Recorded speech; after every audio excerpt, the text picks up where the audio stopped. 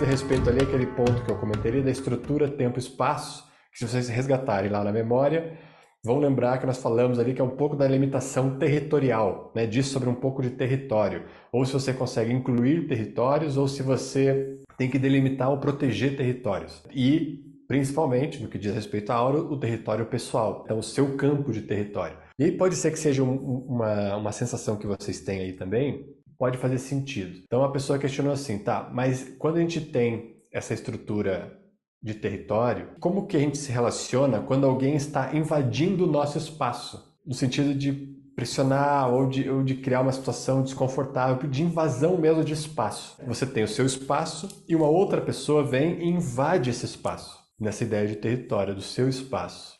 E é uma dúvida interessante porque normalmente, percebam aí na vida de cada um de vocês, a gente se sente assim. Tem essa impressão de que alguém está invadindo um espaço que é nosso e ao criar essa invasão, cria um desconforto. Eventualmente, a gente pode estar no sentido hostilizados, então você se sente diminuído dentro dessa opressão que vem, dessa invasão desse espaço, de alguém ser alguém mais forte, né? Ou que você percebe como mais forte, por qualquer razão que você coloque aí os seus critérios de quem é forte ou de quem não é forte. Então você tem uma projeção, uma pré-concepção, e aí essa pessoa se sobrepõe a você, você se sente menor, então você sente que está sendo invadido. Isso pode ser em casos, inclusive, e aqui eu faço só esse apontamento, de situações de violência mesmo também, não só física, mas emocional, psicológica, e toda aí a gama de possibilidades que a gente vive, de abusos, por exemplo, né? Não só físicos diretamente, onde a gente se sente violado, e todos os tipos de violações, quanto as psicológicas também, que é uma espécie de invasão do espaço. Tá? E isso ocorre num ambiente onde a nossa aura está enfraquecida. Quando ela está enfraquecida,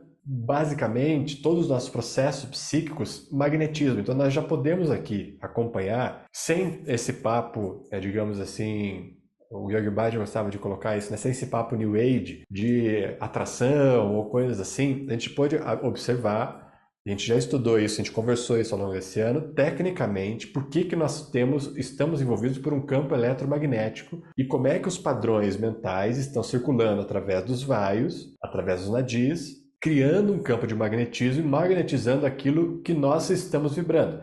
Então nós conseguimos, tecnicamente, entender via quase, vamos dizer assim, quase cientificamente, só porque a gente não tem como mensurar ali com equipamentos, mas pela ciência iógica, nós podemos compreender essa possibilidade de uma magnetização a partir dos nossos próprios padrões. Então, num sentido aqui, cuidadosamente colocando, quando a gente vai falar daí de trauma, nós temos que observar muito cuidadosamente cada caso individualizado. Já falei isso diversas vezes para vocês. Coisa não pode ser jogada ao vento. Quando a gente fala aqui generalizando, é porque a gente está no contexto de aula que está abordando situações mais genéricas mesmo.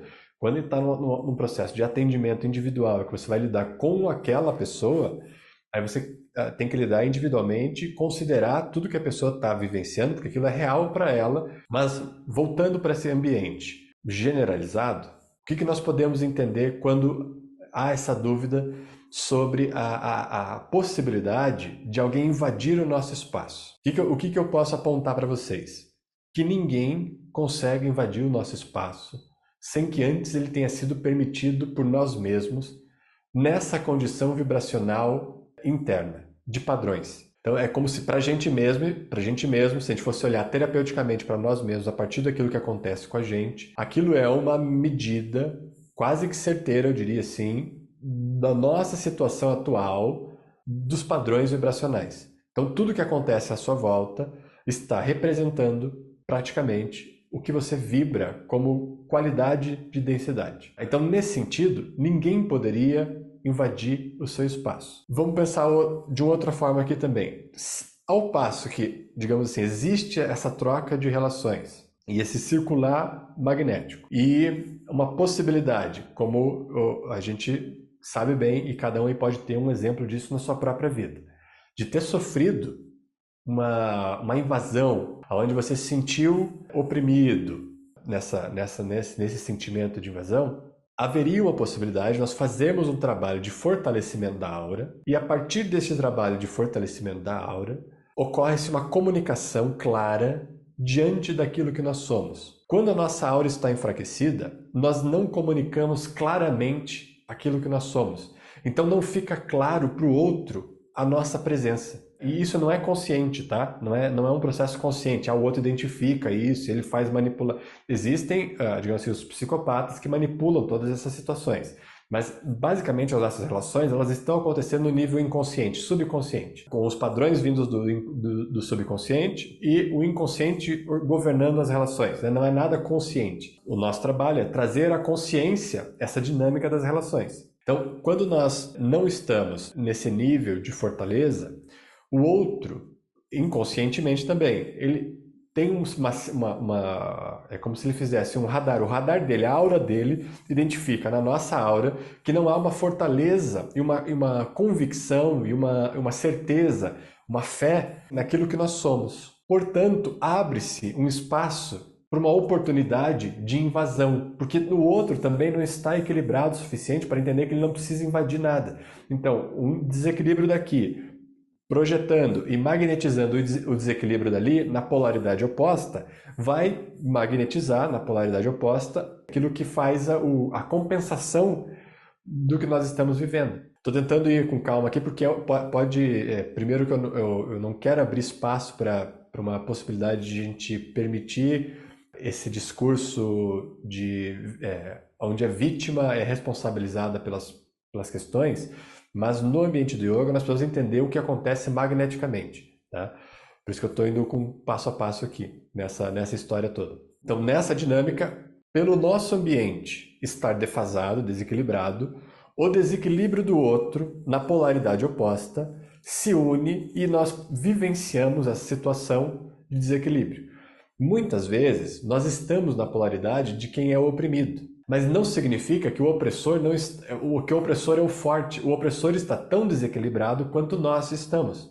Então, aquele que é oprimido e o opressor, os dois estão em mesmo nível desequilibrado, em polaridades opostas. Por isso que ocorreu aquela situação. E isso é muito... quando você começa a observar a dinâmica dos números, a dinâmica das relações, você começa a farejar quase como uma obviedade de determinados padrões em que a pessoa vai se enfiar em uma situação prejudicial para ela. Você vê claramente que ela vai fazer isso, porque ela não está fortalecendo a área que poderia ampliar o seu nível energético, o seu nível de vitalidade, de prana, de modo que o padrão não surgisse ali e então não magnetizasse aquela outra situação. Seja nós na posição de opressor ou na posição de oprimido, ambos estão desequilibrados e ambos deveriam se fortalecer.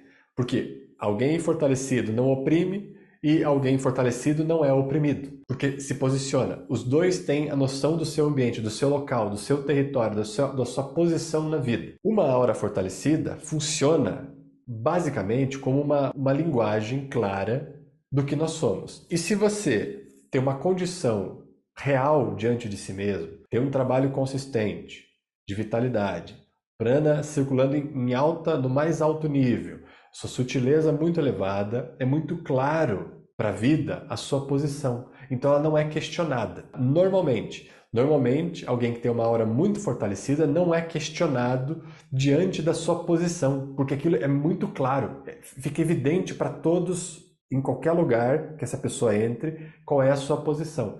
Então ela não é questionada. Mas pode ser que, vamos considerar o fato de que essa pessoa pudesse ser questionada e pudesse sofrer uma invasão, vamos pensar assim, de alguém que está com um nível muito alto de prana, mas não a favor da identidade, e sim da sua personalidade, dos seus jogos, que consegue, e muitas vezes utilizando o suporte da mente neutra em grande desequilíbrio, organizar e enviar prana para a estrutura da personalidade e não para a identidade. Vamos pensar que uma pessoa fortalecida encontra uma pessoa como essa e essa pessoa fortalecida vai querer fazer um movimento de invasão, né? de oprimir aquele que está completamente estável e fortalecido. O que vai acontecer nesse exato momento? Quando alguém que vem como um sentimento de invasor, que vem invadir esse espaço, encontra alguém que está completamente claro e suportado em si mesmo. Ocorre o que aconteceu, a gente tem aqui o exemplo, que eu sempre comento com vocês, do Guru Gobind Singh.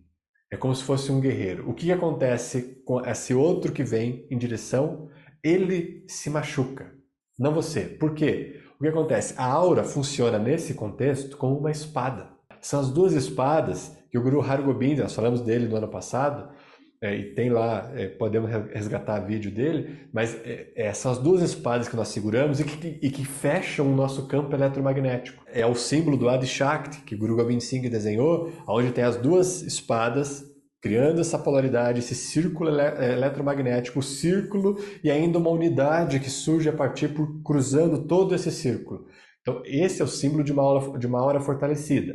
Duas espadas, uma meditativa e uma ativa. Então você sempre está com essa condição do santo e guerreiro com uma aura fortalecida e com essas duas espadas empunhadas. Você não foi em direção ao invasor. O que acontece? E eu já expliquei isso ano passado, que foi uma visão interessante que nós comentamos aí e que surgiu até de uma pessoa do grupo, que é uma maneira muito interessante de promover essa explicação. Uma aura fortalecida funciona como duas espadas ativas que não estão indo atacar ninguém, mas elas estão delimitando o seu espaço, o seu território no nível da presença. Então a aura está delimitando o território no nível da presença, como duas espadas completamente afiadas. Quem quer que queira invadir esse espaço vai ter que cruzar essas duas espadas empunhadas. Não tem escolha, porque elas estão ali delimitando quem você é. O que significa? Que quem você é que vai cortar toda a dúvida. E não é uma posição que você projetou, é aquilo que você é. E aquilo que você é o campo de luminosidade, a aura, que pode dissipar a escuridão. Ou seja, aquele que, vendo a claridade, não é tomado por ela, porque está cheio de dúvidas, cheio de escuridão, vem invadir para oprimir alguém que está claramente se posicionando, vai ser dissipado a dúvida. Então é nesse momento que o outro acaba se machucando diante de alguém que está claramente posicionado. Então a atitude do outro de vir em direção, né, você não vai mover a sua espada para atacar. E esse é um ponto muito específico. Não há um ataque seu em relação ao outro que está vindo em direção a você para te oprimir. Mas há uma posição clara, com as espadas empunhadas, delimitando aquilo que você é e comunicando com total clareza aquilo que você é e que aquilo não será abalado. Ao passo que essa comunicação é feita e o outro ainda assim decide avançar, certamente ele irá se cortar. É o outro que se machuca porque a sua claridade e o seu posicionamento está completamente claro. E aí não há o que você fazer. Você não vai não machucar o outro só porque o outro está vindo. Não, você continua comunicando com clareza. Foi uma decisão do outro. O outro assumiu a responsabilidade pelos seus atos. A sua comunicação era clara e o seu posicionamento fortalecido, isso quando uma aura está fortalecida, muito bem explícito, diante dessa dinâmica das relações, quando o outro decide vir, ele mesmo é que se machuca, porque você não abaixa a espada, você não recua naquilo que você é, porque aquilo que você é não é abalável. Então, aquilo que você é o que vai dissipar, inclusive, a dúvida do outro. É por isso que o outro, em tese, se machuca, porque não é ele que se machuca, porque aquilo que é nele também é inabalável, não poderia ser machucado por você. O que poderia ser machucado no outro por você? Aquilo que não é ele. Aquilo que não é ele, evidentemente, poderia ser se machucado. E o que pode ser machucado em você também é aquilo que não é você. Então, esse é uma boa medida para você entender qual é o seu posicionamento e qual é a sua condição. Toda vez que você se sente machucado, aquilo que se machuca em você não é você. Porque aquilo que você é, em realidade, não se machuca, não poderia ser machucado, não tem como ser machucado. E não porque não porque é muito forte contra qualquer coisa, não, porque não tem essa possibilidade. Isso não é uma possibilidade dentro da estrutura da realidade. A realidade é completamente livre e infinita, então não tem como acabar, não tem como ser diminuída ou machucada. Então, aquilo que poderia ser machucado no outro pela sua presença, não é ele também. É por isso que existem algumas situações muito específicas, como no caso do Guru Gobind Singh, de um grande yogi, que pode ir para a guerra e mesmo tendo matado pessoas, porque ele foi para a guerra e ele estava na guerra, né, ele matou pessoas, ocorreu uma liberação dessas pessoas. E não o contrário. Isso não é uma apologia à violência. Pessoalmente, eu não penso que é momento de violência, Mas, dentro da estrutura iógica, nós precisamos considerar que essa é uma possibilidade de existência. Alguém completamente livre, que não estava contra ninguém, entra numa situação onde o outro invade e a posição clara é mantida, sustentada e evidentemente é o outro que se machuca. No caso ali, explicitamente ele estava numa guerra, com espadas mesmo. Mas isso ocorre em todas as nossas relações. Em cada relação nossa, essa posição é comunicada através da nossa aura. E se ela não está delimitando com clareza aquilo que nós somos, a informação não é passada clara e isso abre brecha para outras situações diante daquela sua brecha de magnetismo ocorrer e aí então você ter que enfrentar situações desconfortáveis. Como eu falei, existem situações desconfortáveis que são ok, no nível do desconforto que você consegue lidar e aprender com aquilo. Existem situações desconfortáveis que são crimes, que são abusos sérios e que nós precisamos tratar isso naquela pessoa que foi abusada, um direcionamento muito específico terapêutico, sem abandonar, como eu já comentei lá no início, esse processo de não responsabilizar o culpado ou o criminoso no caso de um crime ter sido cometido nessa dinâmica. Mas eu estou tentando tatear aqui para vocês entenderem como, na dinâmica de uma aura fortalecida, a sua posição e a sua atitude interna fica comunicada imediatamente, e se ela estiver num alto grau de vitalidade e com uma sutileza muito afinada, quem se machuca quando vem nesse movimento de invasão é o outro e não você, porque aquilo que você é não pode se machucar. Mas lembrando aqui que o outro se machuca, o que se machuca no outro também não é ele. Agora, aquilo que você está ali promovendo e comunicando com clareza se sustenta e se mantém a partir dessa luminosidade e dessa espada luminosa que é a aura, que corta qualquer dúvida que possa chegar até você imediatamente. Essa é uma condição de uma aura fortalecida, essa posição clara daquilo que se é diante da realidade. Por isso que você precisa estar sempre meditando. Você não está só no movimento mental da dinâmica da vida, você está completamente imerso em meditação ao mesmo tempo. Se a gente pudesse fazer uma metáfora, o Parvinder agora nessa vinda dele, ele usou uma metáfora que é uma analogia, melhor dizendo, muito interessante, que é o seguinte: se nós considerarmos que um rio, ou você pode estar na superfície do rio, e o rio é a superfície também, muito mais movimentada, com barulho, com movimento, vai para lá e vem para cá, ou você pode estar nas profundezas desse rio, onde é um completo silêncio, um movimento muito mais lento, mas uma profunda calmaria lá embaixo. O rio é as duas coisas acontecendo ao mesmo tempo. Nós somos as duas coisas acontecendo ao mesmo tempo. Então aí perceba, quando você se pega só fazendo coisa sem encontrar esse ambiente de calmaria, tá? Ou quando você só está nessa calmaria e nada acontece na sua vida que você poderia ativamente fazer, como nós já falamos aqui em outros momentos, o que surge da realização é ação, é vontade de agir na vida. Então, é uma medida também para você localizar e que diz respeito ao fortalecimento da aura, essa possibilidade de você viver numa calmaria ao mesmo tempo em que age poderosamente na vida. Isso diz respeito a uma fortaleza interna e que no nosso ambiente aqui diz respeito à aura.